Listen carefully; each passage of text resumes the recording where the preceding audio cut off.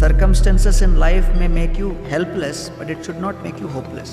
आज मानसिक तनाव होता है, लोग कहते हैं साइकेट्रिस्ट के पास जाओ पिल ले लो, लेकिन द एंशिएंट नैरेटिव इज ये प्रश्न हर एक इंसान के मन में कभी न कभी जरूर आता है, हु एम आई? शरीर के लिए जैसे ऑक्सीजन आवश्यक है, मन के लिए दूसरे मनुष्यों का प्रेम आवश्यक है। किस्मत कितनी इंपॉर्टेंट होती है हमारी जिंदगी में और कर्म क्या प्रभाव डालते हैं? अगर किसी के साथ संबंध बनाना हो तो सबसे पहले उनकी ऊर्जाओं के माध्यम से संबंध बनता है। Don't underestimate the power of one moment कि our next life will be decided by the at the moment of death. जितने भी आप धर्म देख रहे हो, हिंदू, मुस्लिम, क्रिश्चियन, सिख, बुद्ध, ये वो सब क्या कर रहे हैं? सब लोग सैटेलाइट लॉन्च कर रहे हैं। आत्मा को मृत्यु के बाद कहाँ पहुंचाना है? जो मतभेद करते हैं, लड़ाई झगड़ा करते हैं, वो कभी इन धर्मों के स्पेशलिस्ट कभी नहीं करते। विश्व के ऑलमोस्ट टॉप फ्यू सिटीज जो पोल्यूटेड हैं वो भारत में है। जापान में कई कंपनियां हैं जो बोनस देती है अपने एम्प्लॉयज को कि भाई रात को 5.5 घंटे जो सोएगा उसको हम एक्स्ट्रा पैसा देंगे। दान करना कितना इंपॉर्टेंट होता है? क्या आपके अंदर स्पिरिचुअलिटी को लेकर कोई डाउट्स है?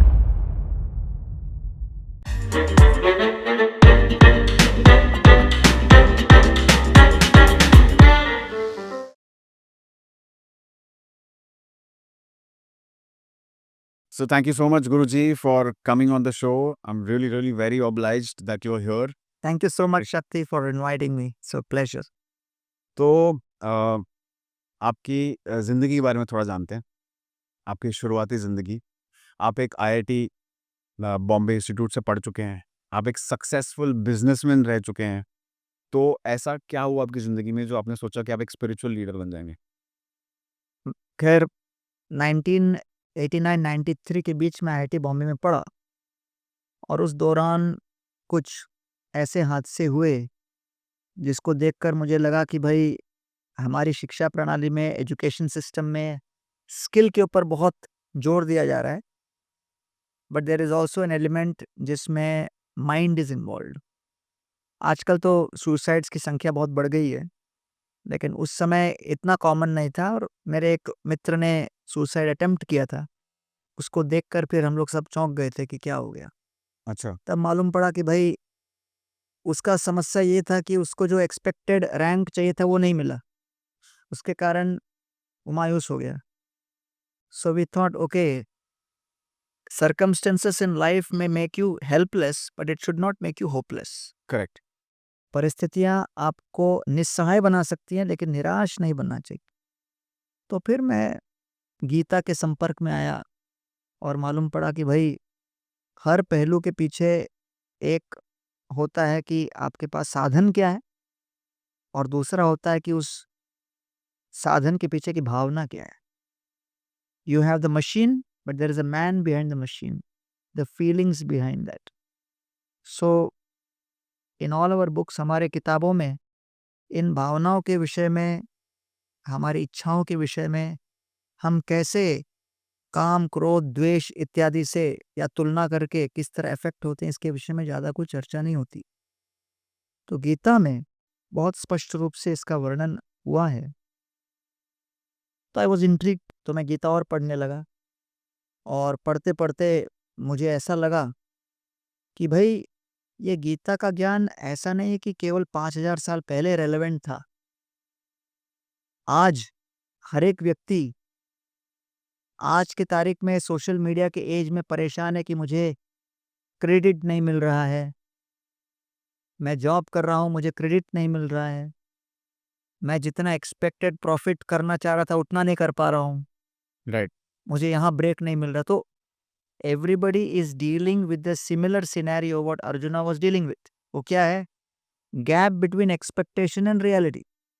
हमारी एक अपेक्षा होती है और एक वास्तविकता होती है। अपेक्षा और वास्तविकता के बीच अंतर को ही तनाव कहते हैं। It is called stress. Right. तो फिर गीता में बहुत सरल शब्दों में अर्जुन के माध्यम से भगवान ने ये बताया। तो मैंने सोचा कि भाई अगर इसका लाभ मुझे मिल रहा है इस विचार का, तो because it's all a matter of perspective. Right. आज मानसिक तनाव होता है, लोग कहते हैं साइकेट्रिस्ट के पास जाओ पिल ले लो, थेरेपी ले लो, लेकिन the ancient narrative is perspective. तो it's a war between pill and perspective. तो हमने सोचा कि भाई ये पर्सपेक्टिव जब बदलेंगे, वही बिल्डिंग ऊंची दिखती है लेकिन ऊपर से आप फ्लाइट से देखोगे तो छोटी दिखने लगती है। करेक्ट। क्या बदला? दृष्टिकोण बदला। राइट।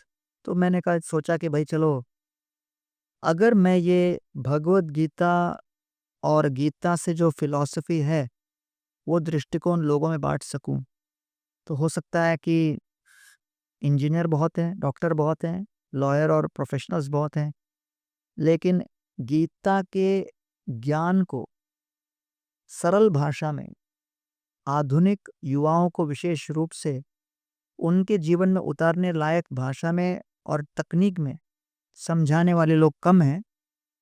तो मैंने सोचा कि शायद मेरा जीवन इसी के लिए समर्पित करना चाहिए मुझे।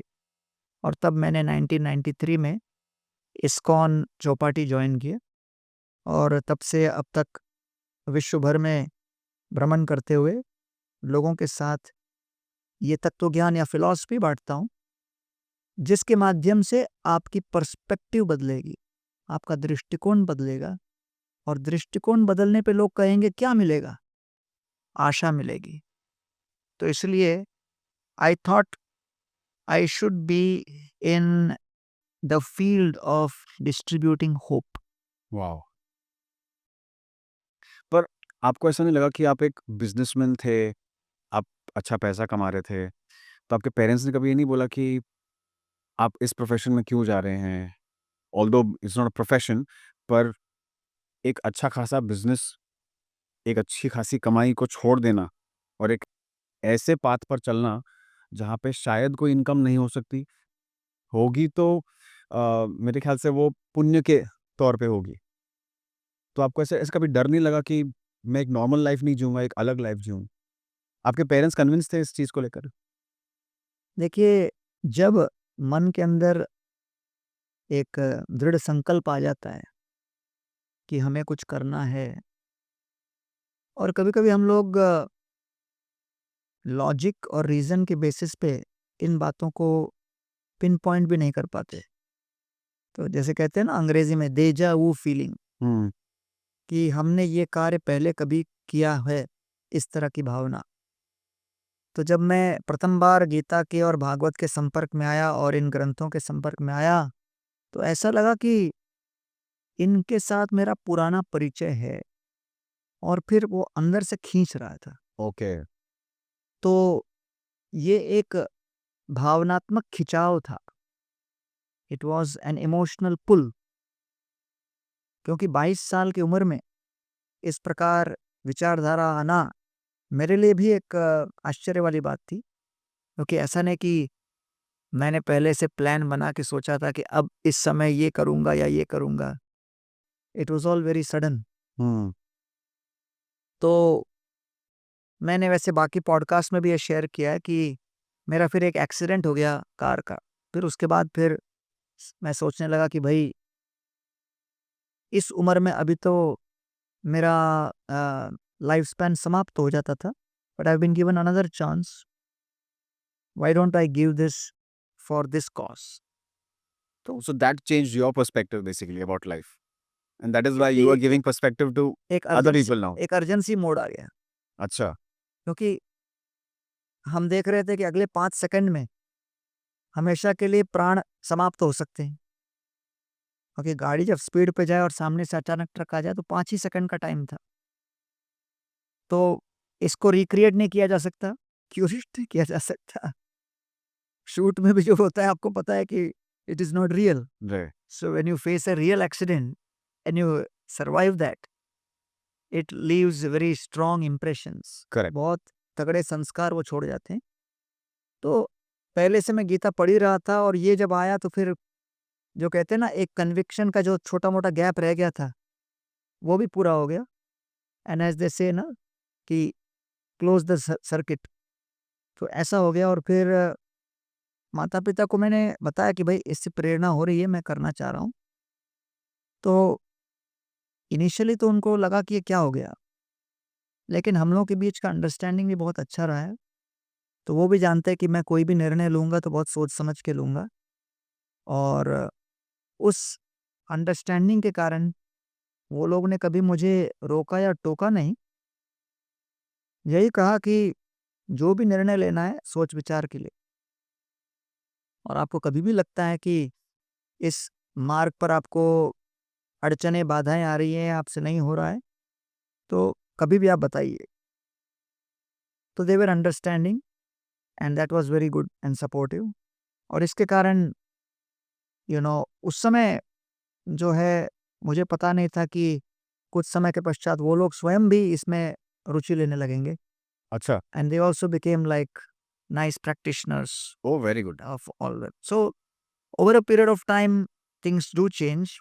बट एक फनी एक्सपीरियंस मैं आपको बता रहा हूँ कि over a period of time हमने ये भी देखा कि हमारे कई मॉन्क जो ब्रदर्स हैं, जो मेरे साथ हैं और बाकी भी संस्थाओं में हैं, एक बहुत विचित्र बात ये है कि उनके जो बड़े दूसरे भाई-बहन वगैरह होते हैं, जो शादीशुदा रहते हैं, कई बार देखा गया कि जो शादीशुदा भाई हैं या जो भी हैं, वो लोग के घरेलू समस्याओं के कारण और because of lack of understanding between the daughter in law and mother in law, कई बार वहाँ पे इतनी अनबन हो जाती है कि parents want to take support more of the son who has become a sadhu emotionally, because they feel there is no barrier here. हुँ। बट वहाँ पर वो daughter in law, mother in law के कारण कई बार प्रॉब्लम्स आ जाते हैं। तो इस तरह से कई केसेस देखे गए हैं, which is I feel a very important thing to consider कि भई पारिवारिक शांति जब तक बढ़ेगी नहीं, तब तक समाज उचित दिशा में नहीं जा पाएगा। तो आज भारत में भी ये बहुत बड़ी समस्या है कि जिस तरह की पारिवारिक व्यवस्था हमारी रही कि इतने सारे लोग जॉइंट फैमिली में रह जाते थे, आजकल वो नहीं रह पाते, और यहाँ की छोटे से 2-3-4 मेंबर का यूनिट में भी समस्याएँ बढ़ रही हैं। तो ये जस्ट मेरा observation, it's not like 100%, but बहुत सारे केसेस बढ़ते हुए दिख रहे हैं। तो गुरुजी मैंने कई बार ऐसा महसूस किया है कि जब भी मैं नेचर के करीब होता हूँ ना, तब मैं अपने आप से बहुत ज़्यादा कनेक्टेड फ़ील करता हूँ। तो क्या नेचर स्पिरिचुअल ग्रोथ के प्रोसेस में हेल्प करता है?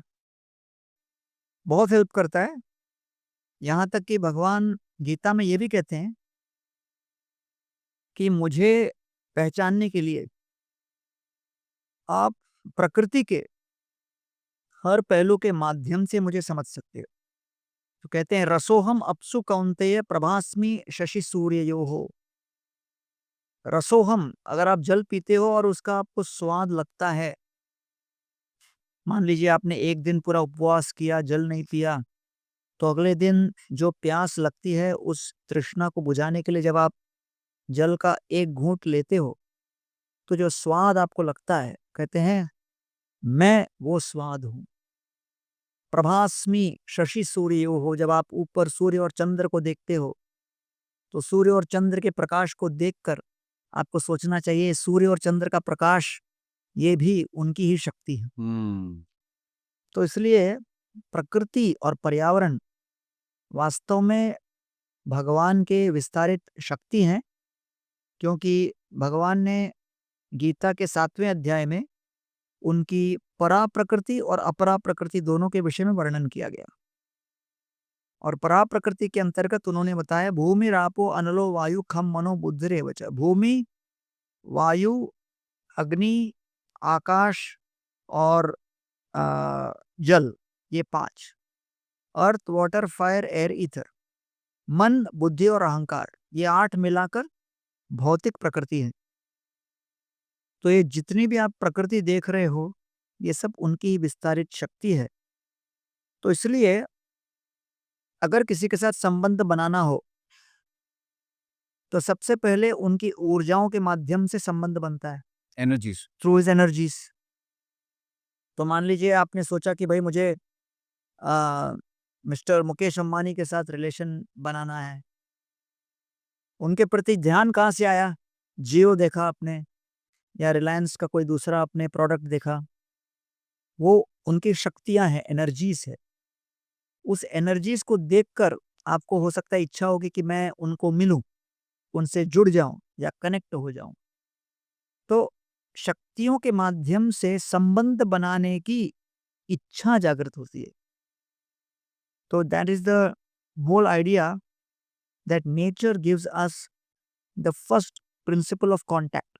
तो भगवान कहते हैं भाई आप द- धरती पर खड़े हो, वो धरती घूम रही है, वो धरती भी मेरी ऊर्जा है।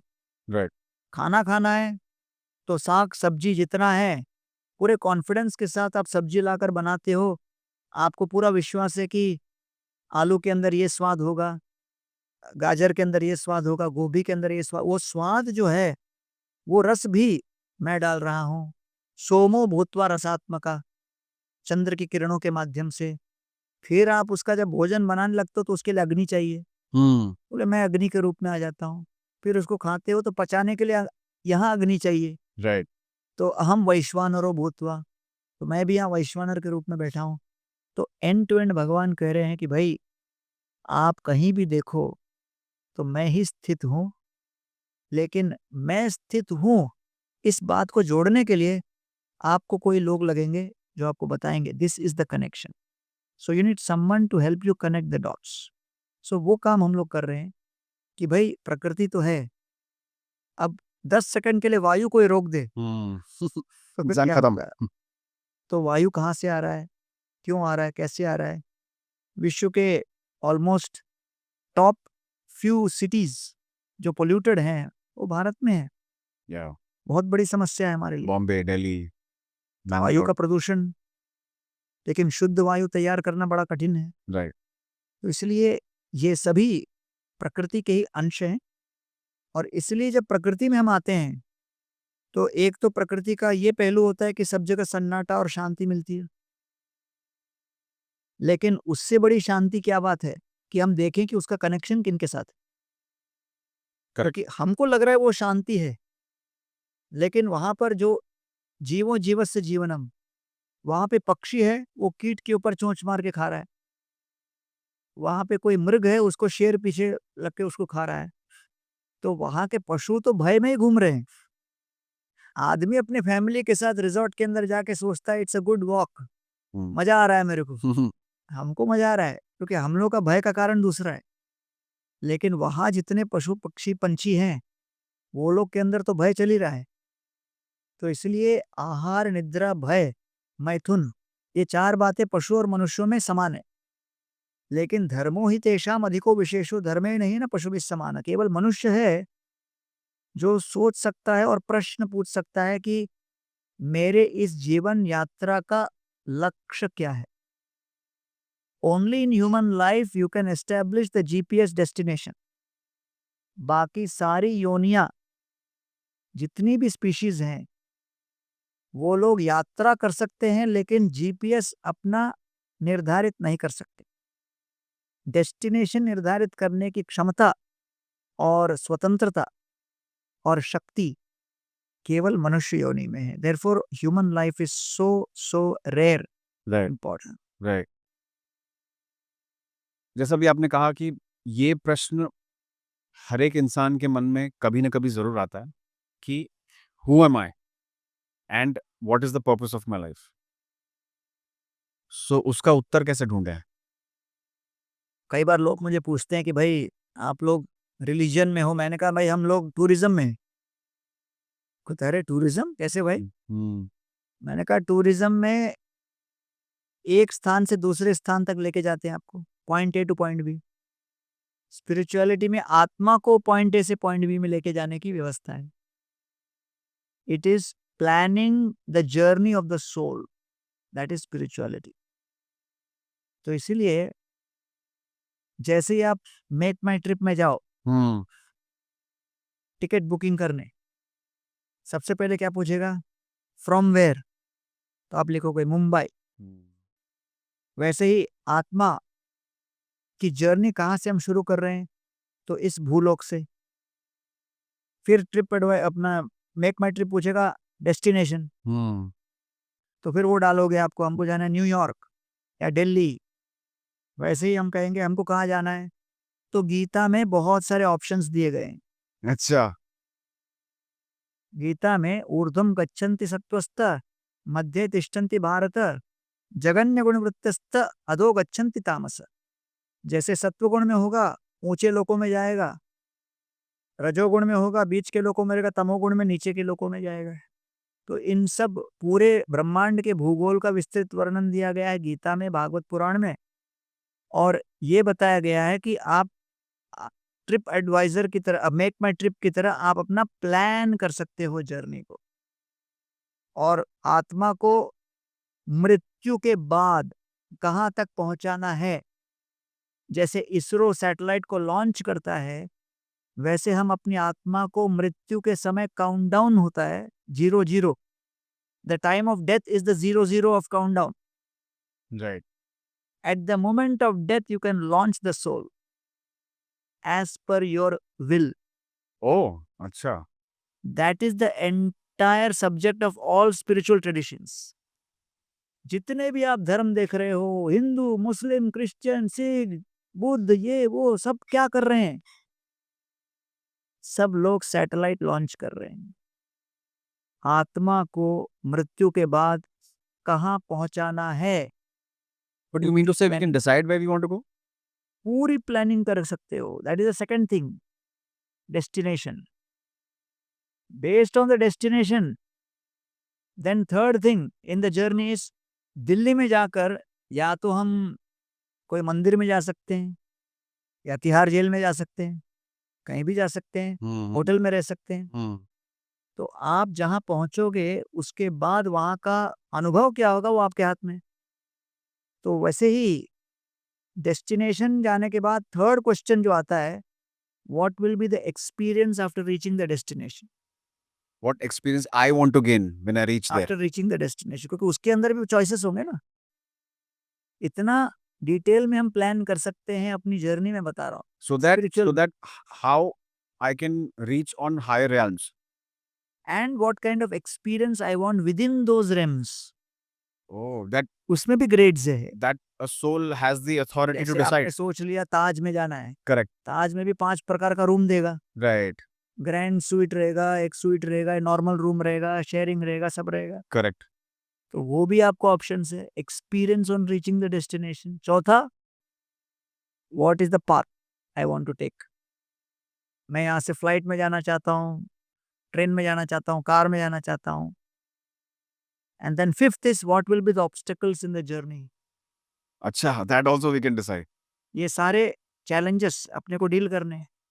तो बट ये तो आप बोल रहे हैं कि मृत्यु के बाद जैसी हमारी सोल जाती है वो टाइम पे हमको लॉन्च करना है कि हमको कहाँ जाना है।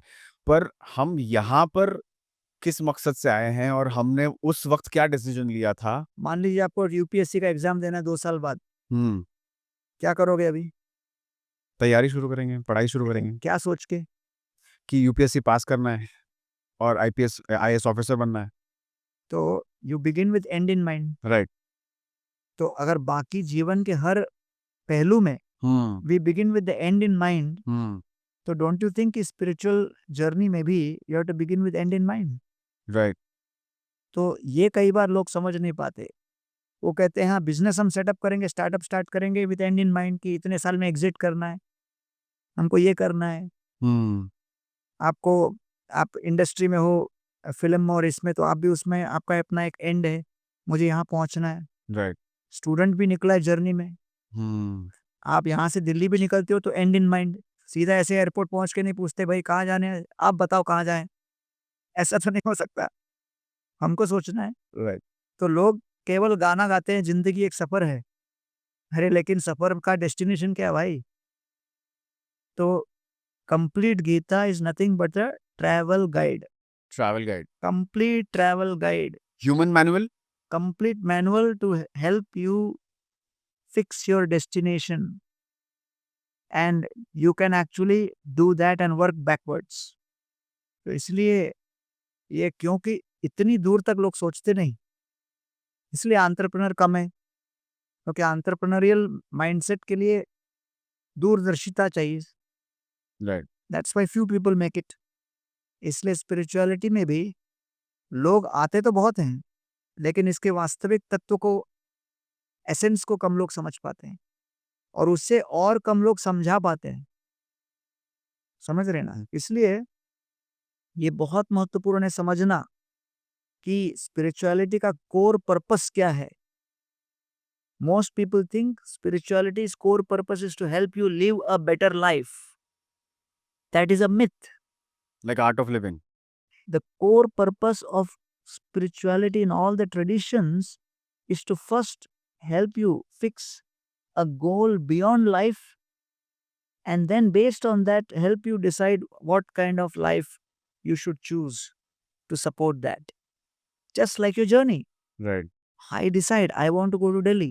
I want to stay in this place. Based on that, you start working backwards.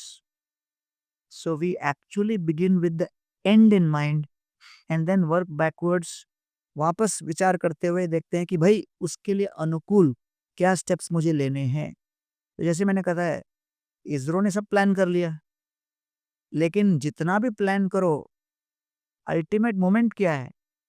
Eight the moment of Launch. Launch 0-0 उस मोमेंट में कुछ हो गया प्रॉब्लम तो लॉन्च गड़बड़ हो जाती है। Right. उसी प्रकार गीता में भगवान कहते हैं आत्मा को लॉन्च करना हो तो मृत्यु के समय आप जो मन में विचार रखोगे वो आपका जीपीएस डेस्टिनेशन बनेगा आत्मा का।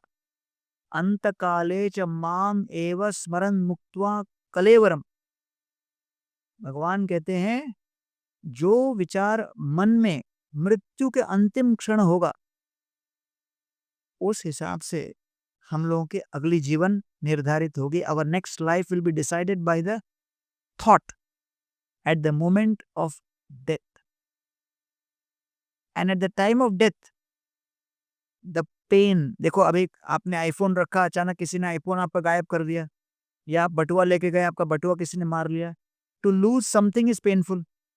Right. अब सोचो आत्मा से शरीर को ही निकाल लिया जाए तो कितना दर्द होगा। Right. वो दर्द बताया गया है पुराणों में is equivalent to the biting of 65,000 scorpions. 65,000 बिच्छुओं के डंक के बराबर दर्द होगा। उस दर्द में आप भगवान का स्मरण कर पाओगे क्या उन तक पहुंचने के लिए? तो इसलिए उसका अभ्यास हम लोग पहले से ही स्टार्ट शुरू कर देते हैं। तो जितने आप देख रहे हो भजन कीर्तन साधना जप तप पूजा ये सब डिसकनेक्टेड डॉट्स नहीं है। ये सब अलग अलग साइलोज में काम करते हुए अलग अलग पहलू नहीं है। ये सब एक संसार के अंतर्गत एक योजना को पूर्ण करने के लिए एक प्लान है, केवल एक, इसलिए उसका नाम दिया है मंदिर। मंदिर अर्थात मन को शांत करने वाला। बचपन से ही शुद्ध करो, शांत करो, व्यवस्थित करो, जिससे कि आप अपने मन के अंदर के विचारों को कृष्णमय बना सको, जिससे कि मृत्यु के समय कृष्ण का ही स्मरण कर पाओ। तो वो आपके मानसिक स्मरण को प्यूरिफाई मैनेज करने के लिए, संतुलित करने के लिए, शुद्ध करने के लिए जो पर्यावरण है, जो परिवेश है, उसको मंदिर कहते हैं। और वहां पर जो हम लोग दवा लेते हैं उसको कहते हैं मंत्र। मनसत त्रायते इति मंत्र, जो मन को पीड़ा से मुक्त करे, अच्छा। दूसरे अन्य विचारों से मुक्त करे, उसको कहते हैं मंत्र। That is why mantra chanting is very important. तो इससे शुद्ध होता है, मन शुद्ध होता है। किससे? अन्य विचारों से। अन्य विचारों से जब निकलेगा तब तो हम फिर भगवान, अभी हम लोग आप और मैं चर्चा कर रहे हैं, आसपास भले बहुत सारी एक्टिविटी दूसरी चल रही है, लेकिन हमारा ध्यान वहां पर नहीं है। Right. हमारा ध्यान हमारी चर्चा पर है। Correct. तो बाकी सारे, ऐसा नहीं कि बाहर की दुनिया बंद हो गई, दुनिया चल रही है, लेकिन हमने दुनिया के उन गतिविधियों को अपने केंद्र से हटा दिया, अपने ध्यान से हटा दिया, ध्यान यहाँ केंद्रित किया है। वैसे ही मंत्र का जप अर्थात ध्यान को अन्य बातों से हटाकर केवल भगवान में केंद्रित करो, जिससे उसका अभ्यास हो, जिससे कि मृत्यु के समय कितनी भी पीड़ा हो हम उनका स्मरण कर सके। तो आज आपका धंधा अगर चौपट हो या कोई संबंध स्खलित हो जाए, रिलेशनशिप लॉस हो जाए, किसी का नियर एंड डियर वंस का डेथ हो जाए, लगता है सब कुछ छोड़ दो और मन में केवल इतनी पीड़ा हो जाती है कि लगता है कि यार भगवान का विचार भी करे कि नहीं। लेकिन ऐसे समय में भगवान का जब विचार करोगे, समझना चाहिए कि ये विपत्ति जो आई है, ये हमारे लिए यूपीएससी का प्रैक्टिस टेस्ट है। जब तक प्रैक्टिस टेस्ट क्लियर नहीं करोगे, फाइनल टेस्ट कैसे क्लियर करोगे? तो इसीलिए सनातन धर्म संप्रदाय में, भारत में लोगों की इक्वानिमिटी या लोगों की सहिष्णुता, टॉलरेंस और पीड़ा झेलने की शक्ति और क्षमता बहुत अधिक थी, क्योंकि उनके पास ये दृष्टिकोण था, एक पर्पस था, है कि नहीं? यूपीएससी का एग्जाम 4 दिन के बाद है। अगर पैर में चोट लगी, लेकिन जो व्यक्ति 4 साल से तैयारी करता आ रहा है और 4 दिन के बाद एग्जाम देना है, तो वो 4 साल के अपने प्रिपरेशन को थोड़ी भूल जाए। तो थोड़ी बहुत उसको चोट लगी, जो भी लगी, चाहे फ्रैक्चर भी हो, कुछ भी हो, वो लगेगा और उसको खत्म करके ही छोड़ेगा। तो वैसे ही मेरा ध्यान इस जगत के संपत्ति और विपत्ति और प्रॉफिट और लॉस पे नहीं है। मेरा ध्यान है मृत्यु के समय मुझे क्या स्मरण करना है और कहाँ जाना है। अगर उसके ऊपर मेरा ध्यान है, अगर आपको पता है कि भाई बोर्डिंग गेट अभी 10 मिनट में क्लोज हो रहा है, तो चाहे आपका सूटकेस कितना भी भारी हो और आपने कितना भी हेवी सूट पहना हो, जितना हो सकता है 100 मीटर डैश तो आप करोगे ही। क्योंकि आपके सामने वो डेस्टिनेशन है राइट। और आपके पास वो डेडलाइन है।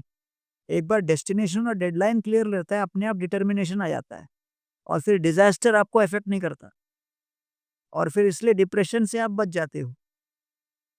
तो इसलिए ये सारे डीज कनेक्टेड हैं। So well put.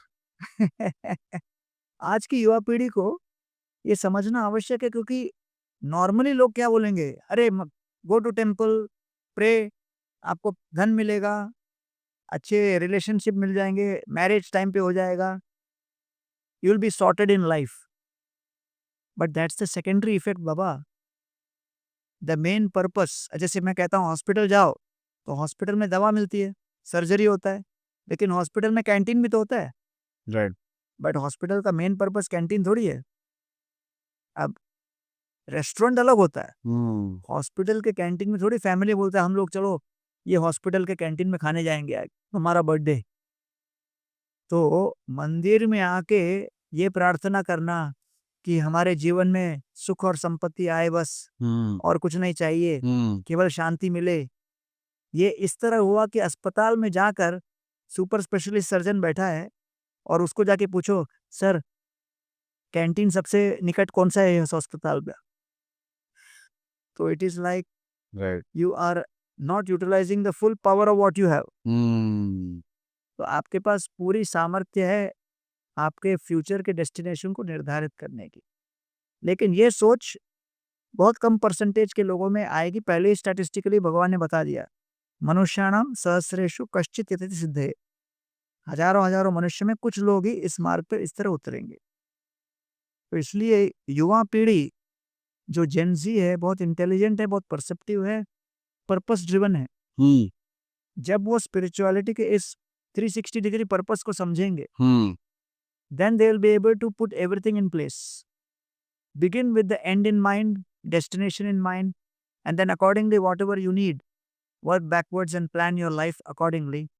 Then उसके बेसिस पे आर्थिक विकास, आपका व्यावसायिक विकास, सामाजिक विकास, पारिवारिक विकास, आपके संबंधों का विकास और भावनात्मक विकास, ये सब एक साथ उसमें जुड़ जाता है।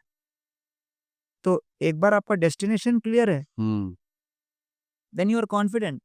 तो भले आपकी ट्रेन बीच में रुक गई, 2 घंटे की डिले हो गई, कुछ हो गया, या फिर फ्लाइट पोस्टपोन हो गया, रनवे से टेक ऑफ नहीं कर रहा, थोड़ा बहुत चिंता होगा।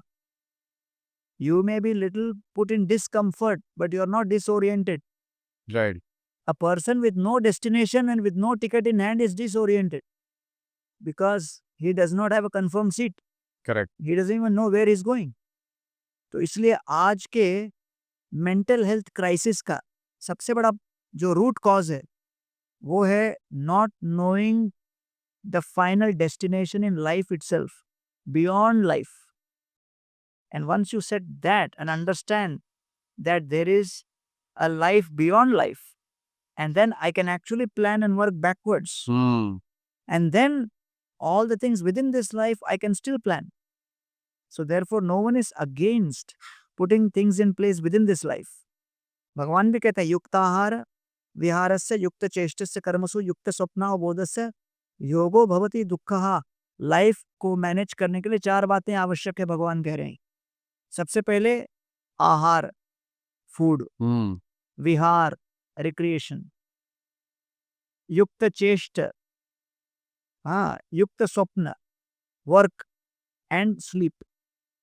तो आज लोगों का फूड एंड डाइट कंट्रोल में नहीं, सोने का कोई ठिकाना नहीं, उठने का ठिकाना नहीं। भगवान ने रात बनाया सोने के लिए।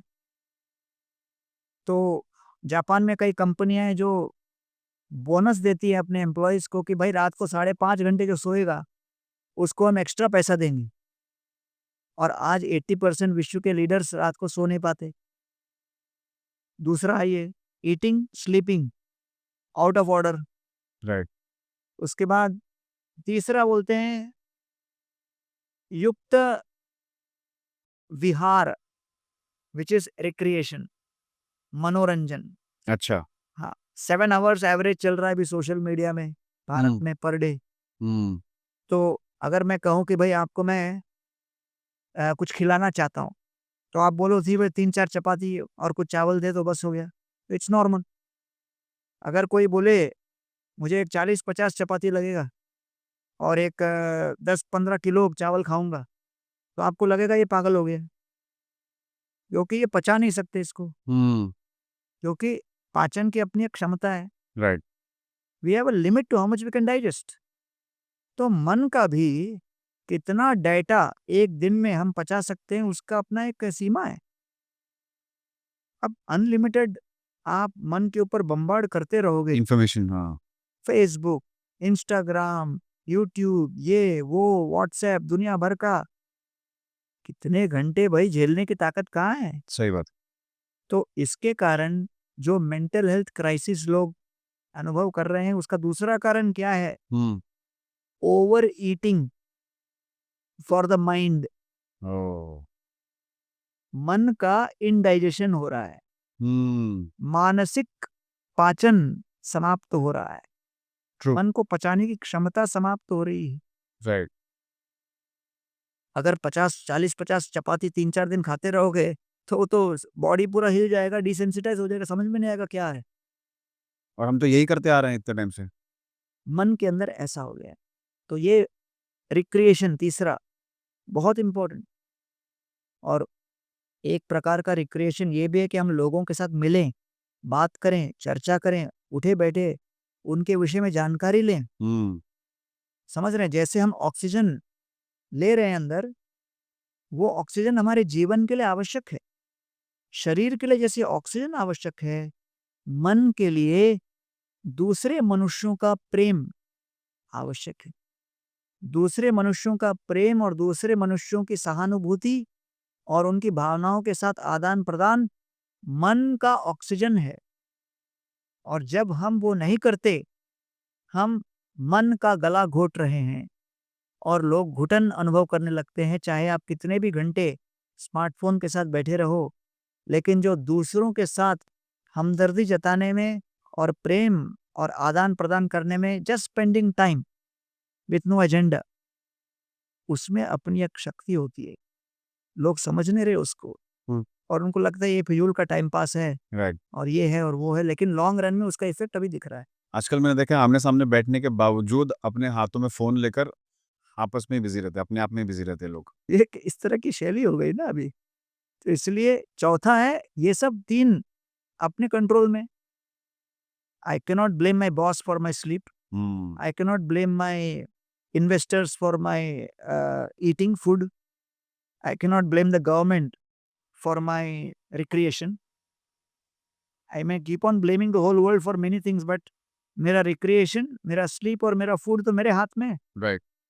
3 बातों को तो कंट्रोल में लाओ। तब चौथा फिर आता है वर्क, युक्त चेष्टा। ठीक है, वर्क में कई रैंडम एलिमेंट्स होंगे, वर्क प्लेस में इश्यूज होंगे, आपके जो टीम में प्रॉब्लम्स होंगे, मार्केट में इंस्टेबिलिटी होगी, सरकार के पॉलिसीज बदलेंगे, बहुत सारी चीज़ें बदलेंगी। तो वो उसके कारण आपका वर्क और उसका मे बी आपका जो स्किल सेट था अब इतना रेलेवेंट नहीं रहा because of AI and technology and all of this things. Work की अनसर्टेनिटीज को झेलने के लिए जो आपके अंदर ताकत चाहिए वो आपके इन 3 बातों से आएगी। आपके भोजन से, आपकी रात की निद्रा से। पहले रात की निद्रा, फिर उठो तो भोजन, उसके बाद आपका मनोरंजन। ये तीनों को आप नियंत्रण में लाओगे तब मन आपका शक्तिशाली होता है, तन आपका शक्तिशाली होता है। Without strong body, strong mind, how you can deal with uncertainties and shakeups. Correct. और इसलिए लोग बिल्कुल एक मक्खन की तरह पिघल जाते हैं, फूंक मारते तो उड़ जाते हैं। तो इसलिए गीता आज भी बहुत ही रेलेवेंट है।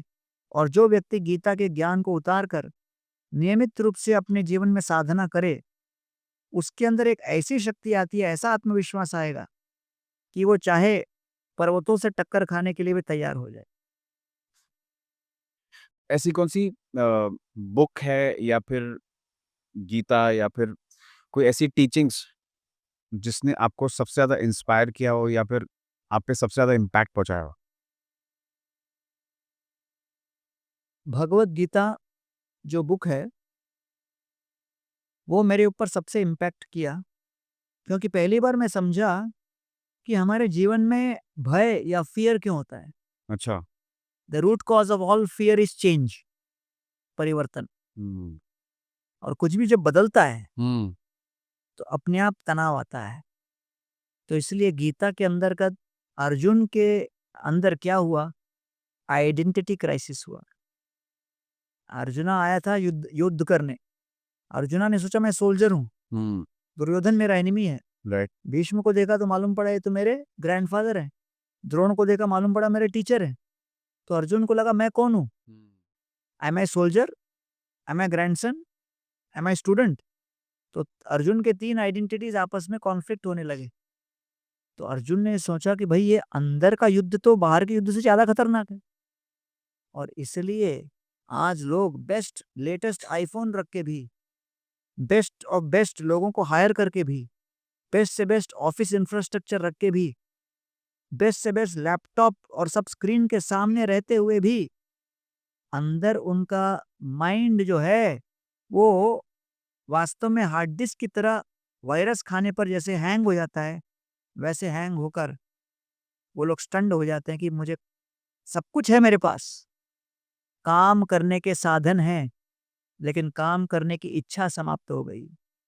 अर्जुन के पास युद्ध करने के साधन थे, अस्त्र शस्त्र सब थे, योद्धा थे, सेना थी, कृष्ण थे, लेकिन जब युद्ध करने की इच्छा समाप्त हो जाए हाँ। तो फिर आदमी क्या करेगा। तो इसलिए भगवत गीता का सबसे बड़ा इम्पैक्ट मेरे ऊपर इसलिए हुआ क्योंकि गीता में ये बताया गया है कि भले आपका स्वभाव क्षत्रिय का हो, अर्जुन का स्वधर्म क्षत्रिय का हो, लेकिन जब तक कृष्ण ने उनको उनका स्वरूप नहीं बताया कि भाई तेरा स्वरूप क्या है, तुम आत्मा हो। तो इसीलिए हर नवयुवक को चाहिए कि वो अपने अलग अलग आइडेंटिटीज को छोड़कर एक अपने इटर्नल आइडेंटिटी को भी पहचाने। तो आपकी क्या क्या आइडेंटिटीज है? आपका शरीर के साथ अपना आइडेंटिटी है। सब लोग जवान दिखना चाहते हैं, सब लोग स्वस्थ रहना चाहते हैं, सब लोग सुंदर, आकर्षक और एनर्जेटिक ये सब शरीर को लेके होना चाहते हैं, डिजीज फ्री रहना चाहते हैं। फिर आत्म जाया, पति और पत्नी को लेके अपनी एक आइडेंटिटी है, ये मेरे पति हैं, ये मेरी पत्नी है, ये हैं, ये वो हैं। फिर अपने बच्चों को लेके तीसरी आइडेंटिटी है, ये हमारे बच्चे हैं, ये इतना पढ़ते हैं, इतना नहीं पढ़ते हैं, ये पास हुए, फेल हुए, शादी हुई, नहीं हुई। देन चौथा, घर को लेकर मेरा 3 बीएचके, 4 बीएचके, 1 बीएचके रेंटेड है, मॉर्टगेज पे है, ये है। पाँचवा, गाड़ी को लेकर मेरी देसी गाड़ी है, विदेशी गाड़ी है, 4 पहिए वाली है, 5 पहिए वाली है, जो भी है। द्रविड़ छठा धन को लेकर, मेरा नेटवर्थ इतना है, फिर अभी इतना है, फिर इतना है, अरे इनका नेटवर्थ इतना हो गया, मेरा कब इतना होगा, वो भी एक आइडेंटिटी है। बंधुषु सामाजिक स्वीकृति, सोशल एक्सेप्टेंस और रिजेक्शन, अरे मुझे स्वीकार नहीं किया जा रहा है, मैं ये करूंगा तो लोग मुझे कैसा देखेंगे, मेरा एक्सेप्टेंस बढ़ेगा क्या, मेरा इन्फ्लुएंस बढ़ेगा क्या। और आठवां career, power, ability to make decisions. तो ये आठों हमारे आइडेंटिटीज है, इसमें कुछ भी परिवर्तन होता है, इफेक्ट होता है। तो इस आठों को छोड़कर एक नाइन्थ आइडेंटिटी है आत्मा का। आत्मा बदलती नहीं, परमात्मा बदलते नहीं, आत्मा और परमात्मा के संबंध कभी बदलता नहीं। आत्मा सनातन है, परमात्मा सनातन है, आत्मा और परमात्मा सनातन के बीच में जो संबंध है सेवा का, उसको सनातन धर्म कहते हैं। तो धर्म का अर्थ है ड्यूटी। तो ये 8 बातें मैंने जो बताई, ये सब के प्रति ड्यूटी है अपना। लेकिन ये 8 ड्यूटीज को छोड़ के 9th ड्यूटी को भी अपनाओ, वो क्या है? सनातन धर्म। Why to neglect my duty to my soul? If I am dutiful to my body, dutiful to my husband, wife, dutiful to my children, dutiful to my house, paying the taxes of the house, cleaning the house, dutiful to my vehicle, आदमी लग रहा हूँ रोज उसको सफाई करने के लिए, समय पे पेट्रोल भरना, उसका सर्विसिंग कराना, वो भी धर्म है। राइट। गाड़ी धर्म है, गाड़ी धर्म चालू है, पति पत्नी धर्म चालू है, बच्चा धर्म चालू है, कैरियर धर्म चालू है, धन को कहाँ इन्वेस्ट करना, ग्रो करना, ये इक्विटी यहाँ पर वहाँ पर, वो भी धर्म चालू है, कैरियर का धर्म चालू है। तो फिर भगवान कह रहे ये सब धर्म को बनाए रखो भैया, लेकिन begin the day with the 9th धर्मा। कौन सा है? सनातन आत्मा का, सनातन परमात्मा के साथ जो सेवा का संबंध है, वहां से शुरू करो। तो इसलिए गीता में यही चीज कहा है, आपके बाकी धर्मों को शुरू रखो, बंद मत करो, छोड़ो मत, लेकिन ये 9th धर्म को जोड़ो और दिन की शुरुआत इससे करो। So we are only changing the configuration. Where to begin? Begin with prayer. Prayer is the vaccine against the virus of change. आपको पता है दिन में चेंज होने वाला है, परिवर्तन होने वाले, ये वैक्सीन लोगे बचोगे, है कि नहीं? मैं हमेशा कहता हूँ भाई, मालूम है बारिश का सीजन है, बम्बई का जुलाई अगस्त है, बिना छतरी के बाहर जाओगे और भीग गए तो गाली दोगे क्या आसमान को?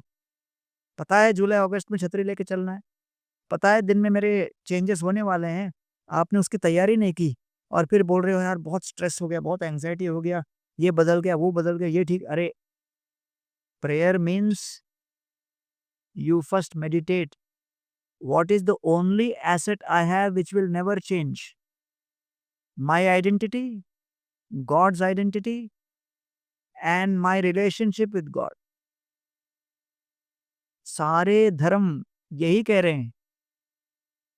31% इस्लाम, 31% Christian, 23% Muslims, 15% Hindus, 8.5% Buddhist, Jain, Sikh, सब इसी में है।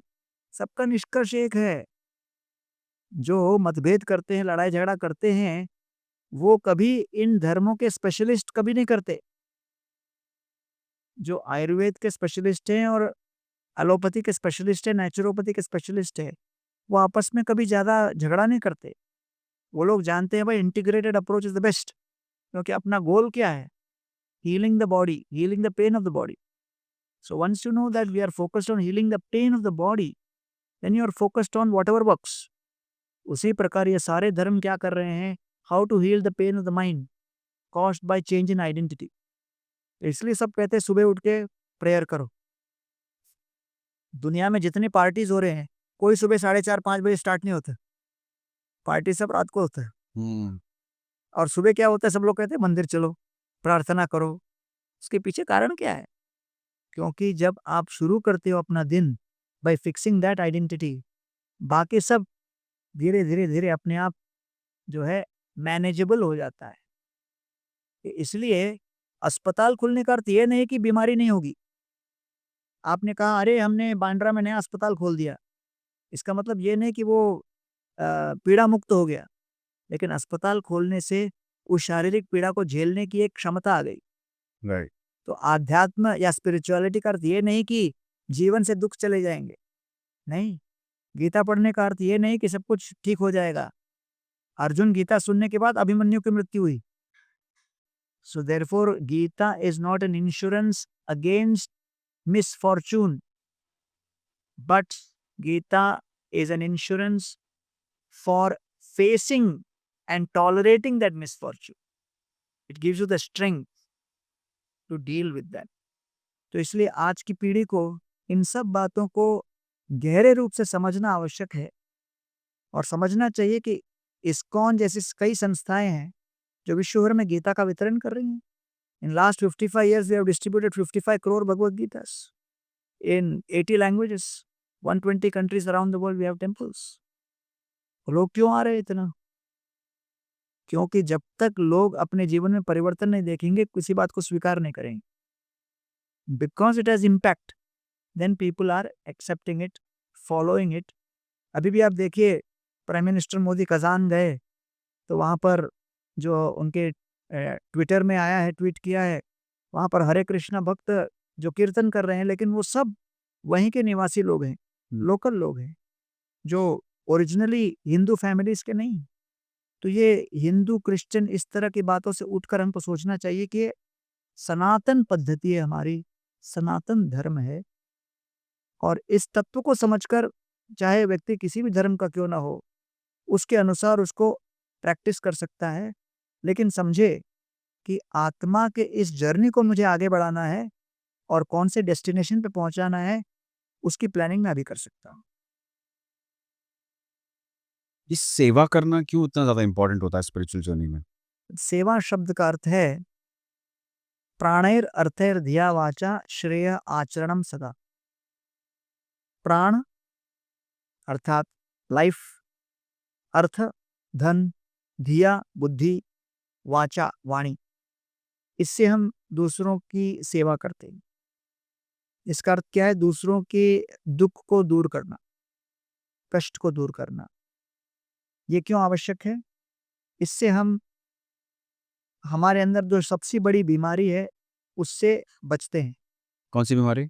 स्वार्थ, selfishness. Selfishness is centered around false ego. Ego means I am the center of the universe. Selfishness means the whole universe should move around my plan, my desire, my thoughts, my will.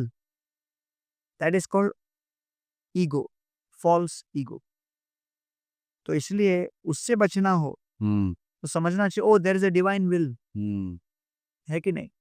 अब सूर्य अस्त हो रहा है सागर में, और उस सूर्य अस्त होते समय शाम के 6-6:30 बजे हम जाके बोले चल बेटा नीचे जा नीचे जा नीचे जा, और सूर्यास्त होने के बाद हम बोले देखो कैसे निपटाया मैंने सूर्य को, तो ये बेवकूफ़ी है.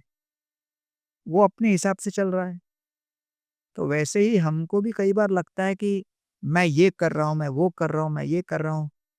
इसको कहते हैं मिथ्या अभिमान, false prestige and false pride. तो जब हम सेवा करते हैं तो धीरे धीरे हम इस मिथ्या भावनाओं से मुक्त होकर की बात दूसरों के ऊपर अपना ध्यान देने लगते हैं. समझते हैं कि ये उनके ही अंश हैं, और इससे उनके प्रति हमारा भाव और बढ़ता है. तो इसलिए ये बहुत महत्वपूर्ण है कि हम सेवा भाव के माध्यम से निस्वार्थ बने. गुरुजी, दान करना कितना इम्पोर्टेंट होता है और उसके पीछे इंटेंशन क्या होना कितना इम्पोर्टेंट होता है? क्योंकि मैंने अक्सर देखा है लोग दान करते हैं पर इस विश्वास से करते हैं कि उन्हें ट्रिपल सक्सेस मिलेगी. तो वो कितना इम्पोर्टेंट है? भगवान कहते हैं कि देखिए, जैसे मैंने कहा, मंदिर जब जाओ तो अस्पताल है. अब अस्पताल में कभी आपको डॉक्टर कंसल्ट करके स्टेथोस्कोप से आपको देखेंगे, कभी आपका बीपी चेक करेंगे, कभी आपका पल्स चेक करेंगे, कभी आपका ब्लड टेस्ट निकालेंगे, कभी आपको इंजेक्शन देंगे, कभी एडमिट करके आईवी डालेंगे, कभी आपका सर्जरी करेंगे. तो आपको लगेगा यार यार ये डॉक्टर अलग अलग क्या क्या कर रहे हैं, ये तो कुछ समझ में नहीं आ रहा है, कैसा अस्पताल है. तो जो ज्ञानी व्यक्ति है वो समझता है कि भाई यहाँ कोई खतरा नहीं है. जो डॉक्टर जो कर रहा है उसके पीछे सोच एक ही है कि पेशेंट का रोग दूर हो। लक्ष्य, goal is one, to make the patient healthy, disease free. Right. उसको लेके जो प्रक्रिया करनी है वो डॉक्टर अपने हिसाब से करेगा। उसको सपोर्ट में स्टाफ है, नर्स है, वार्ड बॉयज है, क्लीनिंग स्टाफ है, डाइटिशियन है, सब लोग लगे हुए हैं। हाँ। तो जिस प्रकार आप अस्पताल के विविध गतिविधियों के पीछे उसकी एक सोच को समझ पाते हो, उसके पीछे छिपी हुई सोच को, the agenda behind, intention behind इस ट्रीटमेंट, एलिविएटिंग पेन, वैसे ही जब हम आध्यात्म में आते हैं तो जो मेन इंटेंशन है वो है to make the mind pain free, to free the mind from the pain. उसके लिए फिर अलग अलग गतिविधियां हैं। उसमें कभी मंत्र जाप है, कभी पूजा है, कभी भोजन वितरण है, कभी तीर्थ यात्रा के दर्शन है, कभी उत्सव मनाने हैं। उसके अंतर्गत दान भी आता है। अच्छा। दान क्यों आता है? दातव्यम इति यद्दानम दीयते अनुपकारिणे देशे काले च पात्रे च तद्दानम सात्विकम स्मृतम।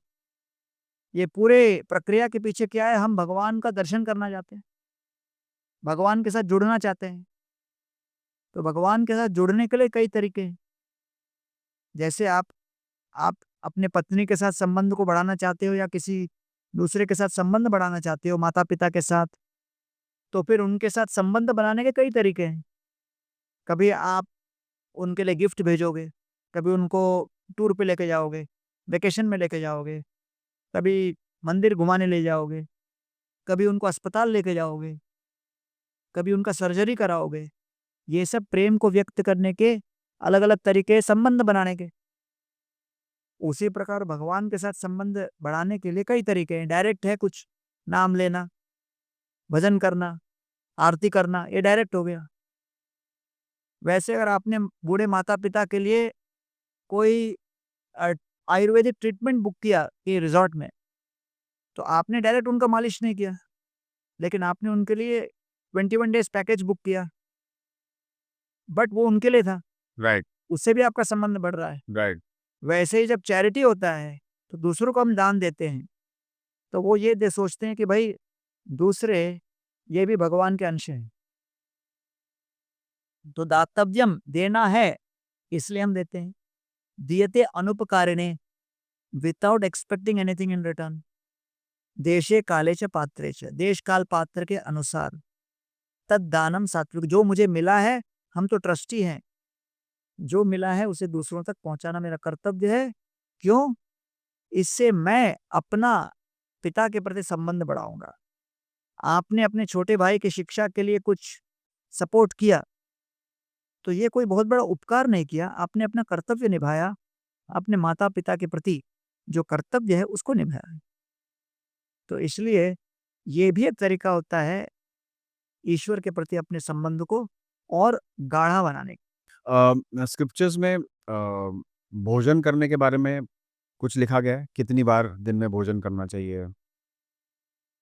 1 बार, 2 बार या 3 बार? आजकल एक और कल्चर चल पड़ा है कि लोग स्मॉल मील्स खाते हैं, दिन में 6 बार भी खाते हैं। खैर, एक है स्वास्थ्य की दृष्टि से और एक है चेतना की दृष्टि से। स्वास्थ्य की दृष्टि से तो कोई आयुर्वेदिक डॉक्टर ज़्यादा बता पाएगा, और जैसा मैं हमेशा कहता हूँ, एलोपैथी का अपना-अपना व्यू है, नेचुरोपैथी का अपना व्यू है, और होम्योपैथी का अपना व्यू है, आयुर्वेद का अपना व्यू है। जो भी हो, स्वास्थ्य के लिए जो अनुकूल है वो करना चाहिए। आप चेतना कितने मील्स खाते हैं दिन में? मैं मैं आजकल तो मैक्सिमम 2, ओके। लेकिन अधिकांश 1। अच्छा। और हम लोग एकादशी भी करते हैं। हुँ। एकादशी मतलब 11वां दिन जो होता है, एकादशी के रूप में मनाते हैं। महीने में 2 दिन पूरा फास्टिंग भी करते हैं। अच्छा, विदाउट वाटर? विदाउट मतलब वो अलग-अलग तरीके से उसमें कर सकते हैं। ओके। विदाउट ग्रेन्स, और वो होता है उसमें। हुँ। तो मुख्य हुँ। जो भोजन के पीछे बताया गया, आहार शुद्धौ, चेतना को शुद्ध करने के लिए आहार शुद्ध करना पड़ेगा। सत्व अच्छा। शुद्धि, सत्वगुण बढ़ेगा। सत्व शुद्ध हो दुरोस्मृति, तब फिर स्मरण शक्ति बढ़ेगी। स्मृति रंभे सर्वग्रंथिनाम विप्रमोक्षा, तब आध्यात्मिक ज्ञान को हम पकड़ पाएंगे। तो इसीलिए भोजन क्या करना है, कैसे करना है, अगर बॉक्सर को प्रश्न पूछो तो उसका अलग आंसर आएगा, जिम्नास्ट को पूछो तो अलग आंसर आएगा, और आप ऐसे व्यक्ति को पूछ रहे हो जो मन को कैसे शांत करना है, इसके विषय में लोगों को सहायता करते हैं, कंसल्ट करते हैं, ज्ञान देते हैं। तो मानसिक शांति को बढ़ाने के लिए आयु, सत्व, बलारोग्य, सुख, प्रीति विवर्धना, सात्विक भोजन करना आवश्यक है। सात्विक भोजन जो भगवान को भोग लगता है उसको प्रसाद कहते हैं। अच्छा। तो हरे कृष्णा के मंदिरों में प्रसाद वितरित होता है, और साथ साथ गोविंदास रेस्टोरेंट्स भी चल रहे हैं जहाँ पर हम लोग का प्रसाद वितरण हो रहा है। और इस प्रकार इसके माध्यम से हम लोग अपनी चेतना को और सात्विक बना सकते हैं। इसको कहते हैं सात्विक आहार। तो बेसिकली आप दिन में 2 से 3 मील्स खा सकते हैं। हाँ, देखिए, व्यक्ति को अगर लक्ष्य क्लियर है कि मुझे क्या करना है, तो अगर मेरे सामने ये ऑडियंस में कोई बॉक्सर बैठा हुआ है जिसका कोई कोच है, जो उसको कोचिंग कर रहा है कि भाई आपको सफल बॉक्सर बनने के लिए क्या करना है, तो वो बॉक्सिंग की दृष्टि से वो अपना कुछ तो बोलेगा कि कैसे खाना है, क्या खाना है। लेकिन आपने मुझसे प्रश्न पूछा है, हुँ। अगर मैं उत्तर दूं कि भाई जीवन के लक्ष्य को प्राप्त करने के लिए और मृत्यु के आगे आपको सनातन जीवन प्राप्त करने के लिए क्या भोजन करना चाहिए जिससे जीवन में मन संतुलित रहे, मृत्यु के समय मन नियंत्रित रहे, और मृत्यु के आगे मन पूरी तरह भगवान में रम जाए और दिव्य शरीर प्राप्त हो, उसके लिए जो भोजन करना है उसको कहते हैं प्रसाद। तो इसलिए जिनको ये अभिलाषा है, तो वो बिना प्याज और बिना लहसुन के जब भोजन को भगवान को समर्पित करके प्रसाद स्वीकार करते हैं, तो उससे चेतना शुद्ध होने लगती है। तो इसलिए मैं अपनी बात बता रहा हूं कि भाई जिस लक्ष्य को मैं प्राप्त करना चाह रहा हूं, वो गीता के अनुसार भगवान ने कहा है, पत्रम पुष्पम फलम तोयम यो में भक्त्या प्रयच्छति। पत्र, पुष्प, फल, जल, प्रेम से मुझे भोग जो लगाएगा, वो मैं इसे स्वीकार करूंगा प्रेम से, और जो उच्छिष्ट अवशेष बचता है उसको प्रसाद कहते हैं। इसलिए भारत में तो लाखों मंदिर हैं जहाँ प्रसाद का वितरण हो ही रहा है, और सभी लोग प्रसाद की महिमा जानते भी। आपकी दिनचर्या में कोई ऐसे स्पेसिफिक रिचुअल्स हैं जो आप फ़ॉलो करते हैं? हम लोग प्रतिदिन सुबह 3 साढ़े 3 बजे उठते हैं, और फिर मंगल आरती हमारी सुबह 4:30 से साढ़े 6 7 बजे तक चलती है। आरती, उसके बाद नाम जप इत्यादि। उसके बाद तत्व ज्ञान, गीता भागवत के ऊपर चर्चा होती है। उसके बाद फिर हमारा दिन शुरू होता है। तो लगभग सुबह 3 साढ़े 3 बजे से लेकर साढ़े 9 के बीच 6 घंटे मन को तैयार करने में ही चला जाता है। जब मन तैयार होगा तो तन के ऊपर कितना भी आक्रमण हो, वो फिर हम झेलने की ताकत उसकी बढ़ जाती। तो फिर शाम के समय फिर वाइंड डाउन करते हुए मन को फिर मंत्र में अगर आप सम्मिलित करोगे, तो फिर पूरी तरह आपने दिन शुरू किया और अंत किया एक मंत्र के कवच को लेकर। तब जाकर ये कवच बंधा रहेगा, तो चाहे कितने भी आपके ऊपर आक्रमण हो, उसको झेलने की ताकत बढ़ जाती। कई बार मैंने ऐसे देखा है कि जब भी हमारी लाइफ में सब कुछ अच्छा चल रहा होता है ना, तब हम भगवान को कभी याद नहीं करते हैं। लेकिन जैसे ही मुश्किल समय आता है, हम भगवान को याद करना शुरू कर देते हैं। Mostly it's a state of rapture. So how to correct this thought and always be in the state of gratitude and being on the spiritual path basically? How to correct this? मेरा simple formula है, सब जगह बताता हूँ, ABCD। Okay. A for association, संग, जैसा संग वैसा रंग। ऐसे लोगों का संग कीजिए जो हमेशा इस भाव में रहते हैं। Okay. B फॉर बुक्स, ग्रंथ पढ़िए, गीता पढ़िए, Hmm. तब समझोगे कि भाई ये केवल 1 दिन 2 दिन का काम नहीं है, हमेशा के लिए। C फॉर कंटेम्पलेशन, जप कीजिए, तप कीजिए, ध्यान कीजिए। D फॉर डाइट, डाइट को भी इसी के अनुकूल संतुलित कीजिए। तो जैसे आपने यूपीएससी पढ़ने के लिए लोग दिल्ली क्यों जाते हैं? Right. सारे आसपास सब आईएएस की तैयारी करने वाले लोग हैं। एक दूसरे को देखकर आगे बढ़ने की इच्छा होती है। बाधाएं आती है तो भी हम आगे बढ़ पाते हैं। Hmm. तो this is the overall context. Okay.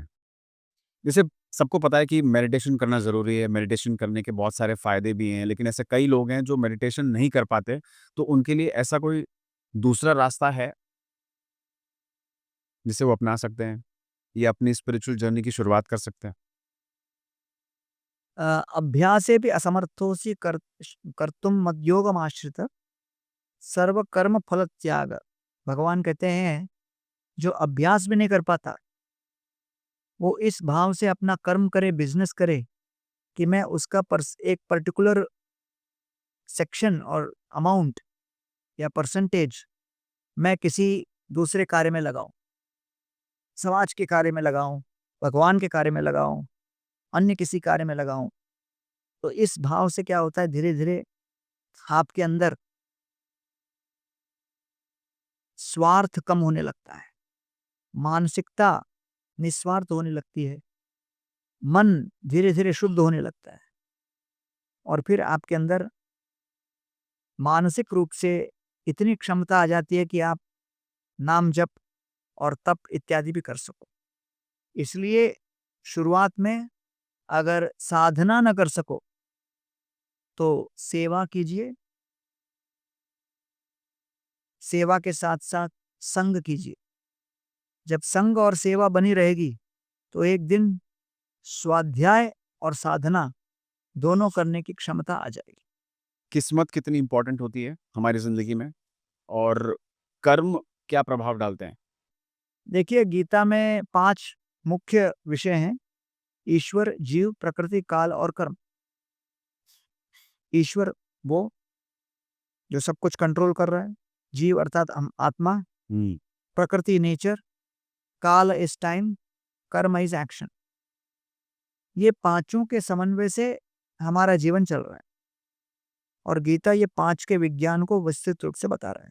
हुँ, तो इसलिए लोगों को समझना चाहिए कि इसको डिटेल में समझना आवश्यक है।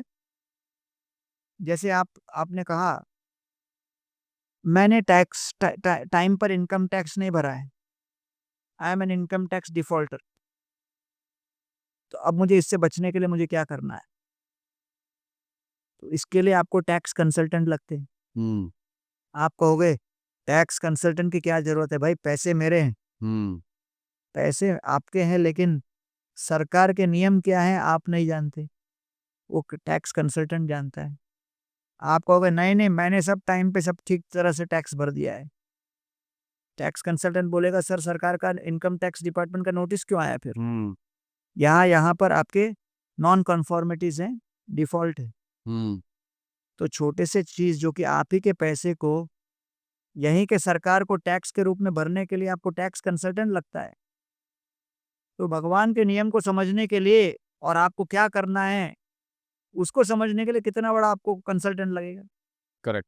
तो वो कंसल्टिंग को हम लोग जो है शास्त्र का ज्ञान बताते। तो हम वो कंसल्टिंग कर रहे हैं आपको समझाने के लिए कि उनके टैक्स लॉस क्या है और आपको क्या टैक्स भरने हैं और आपके साथ अभी जो डिफॉल्ट नोटिस आया है वो कौन से नॉन कॉम्प्लायंस के कारण आया है। Nice way. अब जैसे पूरा साल ऑलमोस्ट खत्म हो चुका है, तो इस साल में ऐसी कौन-सी चीज़ है जो आपने सीखी है या लेसन आपको मिला है? I am sure you are evolving every year, you know, in your spiritual growth, in your journey as well. So in this year, what have you learned? इस वर्ष इस्कॉन के भारत के सबसे सीनियर मोस्ट लीडर परम पूज्य गोपाल कृष्ण गोस्वामी महाराज वो दिवंगत हुए मई के महीने में, और उनके दिवंगत होने पर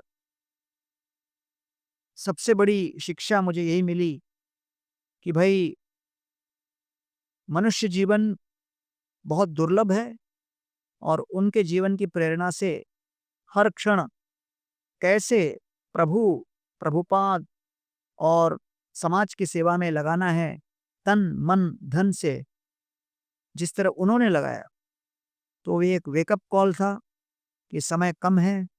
और उनके जीवन चरित्र को देखकर मैं वापस एक इंटरनल मेडिटेशन में चला गया कि मुझे भी कैसे अपने गेम को अप करना है, इंटेंसिफाई करना है, क्योंकि अवसर तो सबको मिलता है, लेकिन हर व्यक्ति उस दिए हुए अवसर का सदुपयोग नहीं कर पाते। तो वो एक ऐसे प्रतिभाशाली व्यक्तित्व हैं गोपाल कृष्ण गोस्वामी महाराज, जिन्होंने अपना हर क्षण, एवरी मोमेंट यूज किया प्रभु की सेवा में, प्रभुपाद जी की सेवा में। The person in ISKCON who has distributed maximum number of books, maximum number of prasadam plates, opened the maximum number of temples, and touched the lives of maximum projects, opened more than 18 temples in Delhi NCR. तो ये सब सोचते हुए मैं यही विचार कर रहा था कि भाई इतना सब करते हुए उनकी साधना बिल्कुल स्ट्रिक्ट रही, भगवान के लिए पूरी तरह समर्पित, पत्थर की लकीर उनकी साधना थी। और साथ साथ चाहे कितने भी मैनेजमेंट मीटिंग्स में क्यों ना अटेंड किए हो, सबके साथ उनका आदान प्रदान बिल्कुल शिष्टाचार की सीमा में। सो आइडियल इन साधना, आइडियल इन सेवा, आइडियल इन सदाचार, ideal in connecting with so many powerful people in this world, influential people of this world. तो ये 2024 का मेरे लिए सबसे महत्वपूर्ण Lesson था। इंसिडेंट रहा कि भाई जब ऐसे महात्मा और विभूतियां हमारे बीच रहती हैं, कभी कभी हम लोग समझ नहीं पाते कि ये सौभाग्य हमेशा नहीं मिलेगा। So what ever sterling opportunities I have to grow, to prosper, to learn, to get inspired, let me take advantage of every opportunity with intensity, with intention. जैसा भी आपने कहा कि इतने इम्पोर्टेंट व्यक्ति को खोना इस तरीके से, वैसे हर एक के जीवन में कभी ना कभी ऐसा समय आता है जो जब वो अपने किसी करीबी को खो देता है, उनका देहांत हो जाता है और वो उस चीज़ से उभर नहीं पाते। तो स्क्रिप्चर्स में ऐसा कोई उपाय है जिससे हम उससे आसानी से उभर सकें? अंग्रेजी में bereavement कहते हैं। और प्रथम स्कंद भागवत में कुरुक्षेत्र की रणभूमि में 64 करोड़ लोग मारे गए, और उसके बाद श्री कृष्ण पांडवों को लेकर अंतिम संस्कार करने जब गए, तो उसमें एक श्लोक में वर्णन करते हैं कि सांत्वयान हतबंधुन शुचार पितान भूतेन कालगति की दर्शन न प्रतिक्रियन। तो भगवान श्री कृष्ण इन सभी पांडवों को, और जितने संबंधी थे जिनके कोई न कोई दिवंगत हो गए थे, सांत्वयान आशु मुनिभीर हतबंधुन शुचार पितान, शोकाकुल बंधुओं को देखकर भगवान मुनियों के साथ, ऋषि मुनियों के साथ सांत्वना दे रहे थे। कैसे?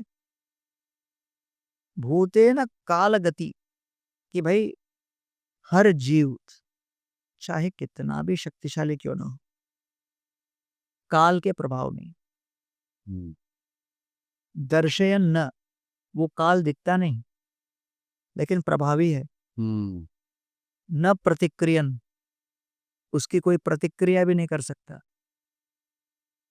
है कि नहीं? प्रतिक्रिया न करहिचित कुतश्चित करहिचित प्रभो, कि प्रतिक्रिया हम नहीं कर सकते। We can not kind of counteract that, it is there, the time will act, right, and when the time calls nobody can refuse. इसलिए तत्व ज्ञान की दृष्टि से, फिलॉसफी की दृष्टि से हम इस बात को देखें, लेकिन एक भावनात्मक दृष्टि से हम देखें कि भाई व्यक्ति को हमें भावनाएं देना आवश्यक है। अभी इस सदमा में हम कैसे इनको मदद कर सकते हैं, हम इनके साथ रहें, उनको अपना सहारा दें।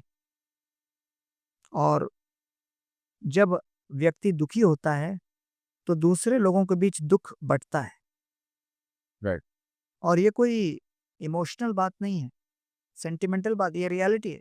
हम्म, इसीलिए जितना लोनलीनेस दुनिया में बढ़ रहा है, हम्म, लोगों के पास वो जो डिस्ट्रीब्यूशन का चैनल था हम्म, दुख को बांटने का, राइट, वो कम हो गया है।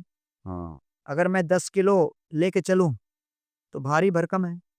अगर वो 10 किलो में 10 लोगों में बांट दूं 1-1 किलो, और मैं 1 ही किलो रखूं, तो हल्का हो जाता है। करेक्ट, तो बोझ हल्का करने वाला जो सिस्टम है, हम्म, जो मैकेनिज्म है, हम्म, इकोसिस्टम, वो समाप्त हो रहा है। इसीलिए जब इस तरह के शोक की परिस्थितियां आती हैं, व्यक्ति को समझना चाहिए कि उसको अनुकूल मित्र चाहिए जो हमदर्दी बता सके। हम्म, दूसरा, उसको हृदय के अंदर उस व्यक्ति के साथ जो जो अनुकूल बातें भूतकाल में हुई हम्म, उनको स्मरण करना चाहिए और उसके प्रति कृतज्ञता व्यक्त करनी चाहिए। तीसरा, भगवान के प्रति कृतज्ञता व्यक्त करनी चाहिए कि उस व्यक्ति को हमारे जीवन में इतने वर्ष आपने हमें दिया, और हम कृतज्ञता व्यक्त करते हैं कि इनके साथ संबंध रखने का एक अवसर दिया। चौथा, इस बात को समझें कि जो काल शक्ति ने प्रभाव किया है, इसका अर्थ यह है कि मैं चाहे कितना भी शक्तिशाली हूं, काल शक्ति के आगे कठपुतली हूं। तो it has to be a combination of emotional cushion with ethical thoughts. अ, जब आपके सामने आपके करीबी लोग कॉन्फ्लिक्टिंग स्पिरिचुअल बिलीफ्स लेकर आते हैं, तब आप उनसे कैसे डील करते हैं? देखिए, दो लोग होंगे तो मतभेद तो होगा ही। तो उस समय हमें 6 प्रकार के दृष्टिकोण हम रख सकते हैं। I see little bad and magnify. दूसरा, I see good and bad but see accept only the bad. तीसरा, I see good and bad but accept the good, accept the, I see good and bad but accept the bad. तीसरा, दूसरा, I C only bad. पहला तो क्या था? आई see little bad and magnify. हम्म, थोड़ा गलत देखें, थोड़ा मतभेद देखें, उसी को बढ़ाएं। दूसरा, हम केवल गलत देखें। तीसरा, गलत भी देखें, अच्छा भी देखें, लेकिन गलत को लें। हम्म, चौथा, अच्छा बुरा दोनों देखें, लेकिन अच्छे को लें, सिर्फ अच्छे को ले। अच्छे को लें। हम्म, चौथा, बुरा देखे ही नहीं, केवल अच्छा देखें। छठा, थोड़ा सा अच्छा देखें और उसको मैग्नीफाई करें। मैग्नीफाई करें। तो हर संबंध में हमारे पास ये 6 चॉइसेस हैं, और हर संबंध में, हर घड़ी में, हर वृत्तांत में कई मुद्दे को लेकर हम्म, ये 6 में से अलग अलग पहलू सामने आ सकते करेक्ट। तो आप कैसे डील करते हैं फिर? हैं। देखिए हम लोग के पास तो सब विद्वान लोग ही बैठे हुए हैं जो शास्त्र पढ़ के आए हैं। तो हमारे बीच जब मतभेद होते हैं तो वो एक अलग लेवल पे होता है, अच्छा। क्योंकि वो केवल अपने मन के आधार पर नहीं, शास्त्र के आधार पर भी प्रमाणित करते हैं कई बातों को। आचार्यों ने क्या किया है, तो वो अपने आप में एक दूसरा एक विषय होता है। और उस मंथन से उस मंथन से कुछ न कुछ अच्छा आगे निकल, ये हमने हमेशा। क्या आपके अंदर स्पिरिचुअलिटी को लेकर कोई डाउट्स हैं? इन द सेंस आपकी जर्नी में जब आप मेडिटेट करते हैं, तब आपको कोई ऐसे प्रश्न हैं जो आपको तकलीफ देते हैं या फिर आप सॉल्व नहीं कर पा रहे हैं उसे? कई बार मन में यही डाउट आता है कि इतने साल से हम प्रचार कर रहे हैं, प्रैक्टिस कर रहे हैं और लोग पूछते हैं कि भाई परफेक्शन मिल गया क्या? तो वो डाउट है कि भाई परफेक्शन कब मिलेगा? फिर गीता में भगवान कहते हैं कर्मण्येवाधिकारस्ते मा फलेषु, उचित प्रयास करते रहिए। तो इसलिए डाउट यही है कि भाई मैं लंबे समय तक इसी इंटेंसिटी के साथ कैसे प्रैक्टिस करता रहूं और आगे चलकर कहीं पर कॉम्प्लेसेंट ना हो जाऊं, शिथिल ना पड़ जाऊं, हुँ। And let me not take this process for granted. तो ये हमेशा मन में एक डर मानो या डाउट मानो या चेतावनी मानो, जो भी आप शब्द कहना चाहो, रहता है कि let me not take this for granted, कि भाई बहुत साल हो गए, चलो भाई अब अपन आराम कर। जाते-जाते आप हमारे व्यूअर्स को क्या मैसेज देना चाहेंगे? मैं व्यूअर्स को ये कहना चाहूँगा कि भाई टेक्नोलॉजी अपने आप में बहुत पॉजिटिव है और इसका पॉजिटिव उपयोग इस पॉडकास्ट के माध्यम से शक्ति जी कर रहे हैं। It's a great example how to share positive content by which people can utilize their every moment positively. So the parting message is, don't underestimate the power of one moment. One moment of inattention can cause an accident. One moment of delay can spoil the entire takeoff of a satellite. One moment of inattention can cause an accident of a plane. Correct. So one moment is very very crucial. तो इसलिए the mind will make you imagine the problem you are going through is permanent, is personal, I am bad, और it is pervasive, कि भाई आप जो भी करते हो सब बैड है। But do not allow the mind to fool you, focus on the present, otherwise mind will take you into the past, right. which will cause fear, which will cause lamentation, and take you into the future, which will cause fear. तो भूत में जाओगे तो फिर आपको शोक होगा, भविष्य में जाओगे भय होगा। हर क्षण वर्तमान में रहो। मन को वर्तमान में रखने के लिए अगर आपको सहायता चाहिए तो मैं तो हरे कृष्ण महामंत्र से बहुत लाभान्वित हुआ हूँ। आप भी प्रयास कीजिए उसको करके। जो कोई भी आपको लगता हो सबसे उचित मार्ग हो, संग में, मार्गदर्शन में और उचित अ, ग्रंथों के मार्गदर्शन से इसको अपनाइए और सबसे पहले अपने मन को वश में लाने का संकल्प कीजिए। क्योंकि अभी तक हो सकता है आपने अपने फाइनेंस की प्लानिंग सोची हो, रिलेशनशिप्स प्लानिंग सोची हो, आपने प्रॉपर्टी प्लानिंग सोची हो, करियर प्लानिंग सोची हो, पार्टी वेकेशन प्लानिंग सोची हो, किड्स एजुकेशन प्लानिंग सोची हो। मैं आपको एक दूसरा मुद्दा देता हूँ प्लानिंग के लिए, वो है controlling your mind. Plan how to control your mind, plan how to control your soul's journey in this life and beyond life, beyond death. Superb! Very nice. Thank you so much गुरुजी।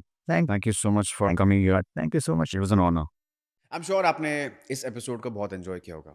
अगर आप ऐसे ही और interesting guest को देखना चाहते हैं तो please comment section पे लिख दीजिए और इस एपिसोड को अपने फ्रेंड्स और फैमिली के साथ ज़रूर शेयर कीजिए ताकि वो भी इस इन्फॉर्मेशन का फ़ायदा ले सकें।